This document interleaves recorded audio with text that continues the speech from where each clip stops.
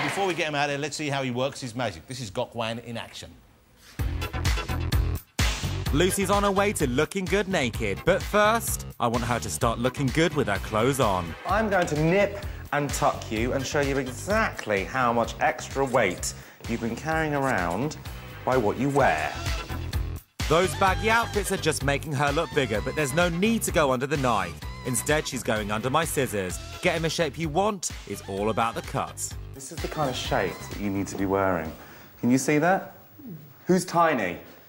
Yes. Who's got a waist? Me. Who's got this beautiful expanse of space just here, which is very, very sexy? Me. Who's got the best tits in the world right now? That would be me. That would be you, absolutely. By hitching up her hooters, I've managed to completely transform Lucy and give her that Marilyn Monroe hourglass figure. I've even proven to her that she's got a slim waist. That's Gok making Lucy look lovely. Will you please welcome Mr. Gok Wan? Take me dancing, naked in the rain, feeling washing over me. Take me dancing, naked in the rain, cover me in ecstasy. Doesn't Gok look great? I love you lot. Yeah, come on. Gay camaraderie. Yes. Love you. Hey, you look great. You're wearing the skinny jeans that are popular with young people today, and so on. I and so am, forth. absolutely. Gok. Now, you're from... Is it from Leicester originally? I'm originally from Leicester. Leicester. Yeah. But Gok is a name, I imagine, which hails from different parts of the world. Yeah, my dad's from Hong Kong.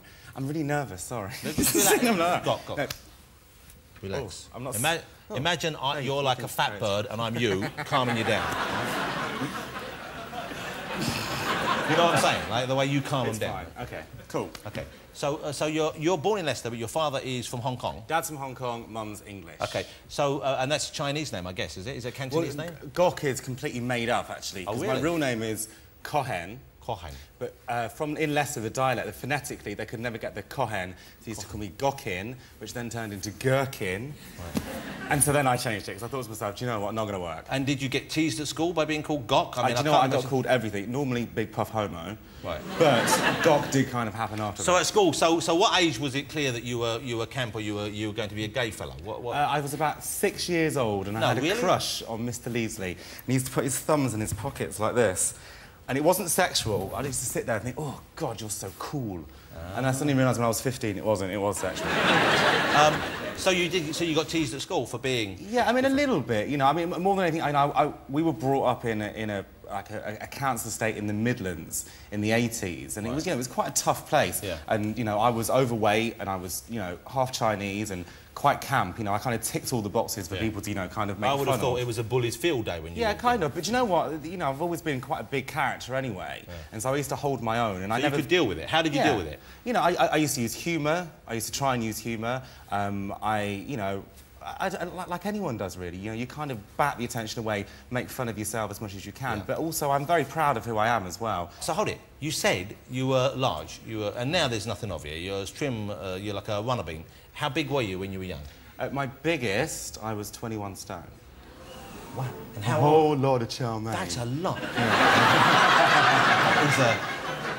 That's one big tub of pot noodle, isn't it? Yeah, no, believe me. How big is that? Well, how old 21 were you stone. I mean, you bear, I'm about 11 stone 1. So almost twice. So, yeah, almost twice my size. I had a 48-inch waist at the biggest. Wow, that's a big waist. And I looked like a 6'1" half Chinese ladyboy.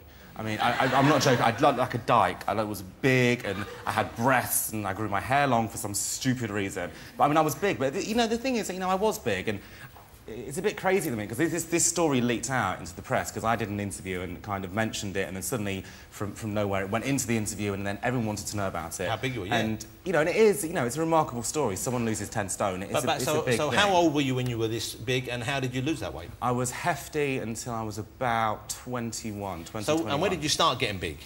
I was always big. So you were I came a big out of the baby womb as well? About 400 stone. I mean, I was always so you were a big kid. chunky. That's not you. So we found this photograph. You must have been about that. I like that kid. That is so not me, you But you know what? I have to say, good researchers, because it's very similar. Well, imagine how hard it was to find a picture with the same glasses as well. That's so cute. Aww. OK, let's talk about how to look good naked. Because there's a show, and I didn't know what to expect, and I didn't know what to expect of you, but it's a really sweet show, I think. I mean, I haven't watched the whole series, but I've seen several shows. My kids like watching it as well. The girls love watching it, and it seems to be such a healthy and positive message you're sending out there as well. Well, why did you do the show? When did you come up with the idea? Was it your idea, someone else's? It was a collaboration idea. Channel 4 came to me and said that we've got an idea for a show that we want to film. I did a bit of TV before, just pundit stuff, so sitting on the sofa, talking and chatting and stuff.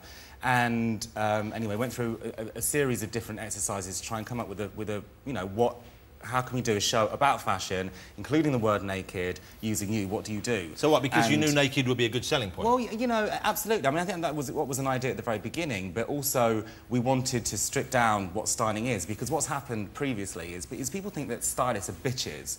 Right, people think that all we do is we turn around and say, you're too fat, your tits too big. Yeah. If I went up to a celeb and I was working with an A-lister that came over, yeah, from LA, for instance, and I walked into a hotel room and said, right, I've got this dress for you, but your tits are too big, your ass is too small, your waist is too thick, and you're pig ugly. Yeah? You might not be invited back. Exactly. I don't think I'm going to be working with that girl again. No. So, you know, and I don't do that for a living. Which one are we talking about? Was that J-Lo? Stop it.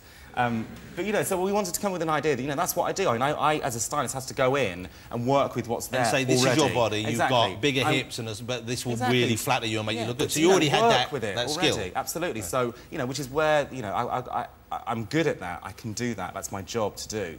And, you know, and then everything else kind of happened organically, and we came up with a format. And none of us, absolutely, and I promise you, hand on heart, Jonathan, I did not know it was going to be received the way it has. Because it's been a big hit, hasn't it? It's blown up. I mean, it's just amazing. Let me ask something here. When you meet a famous lady who you're styling, as opposed to you're doing more kind of like members of the public here who have low body esteem, do they also, when you meet someone who's famous in that situation, are they equally uncomfortable?